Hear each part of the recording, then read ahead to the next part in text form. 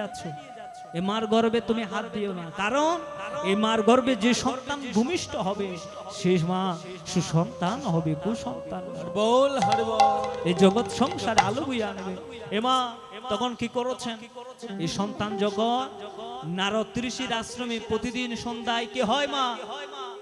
সন্ধ্যায় কি হয়? আরতি হয়, কীর্তন হয়। আমার নারদ ঋষি বীণাটি বাজাতে বাজাতে তখন মা কয়াদু দুই চোখ নয়ন ভরে হরি নাম শ্রবণ করতে থাকে।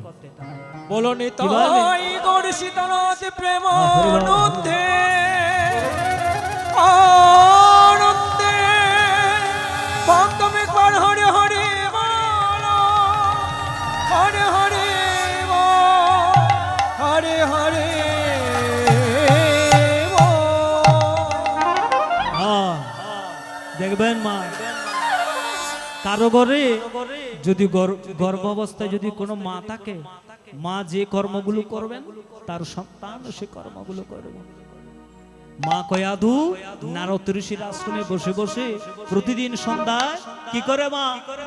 নারদ ঋষি যখন বীণা বাজায় মা তখন হরির নামগুলো শুন। কিভাবে?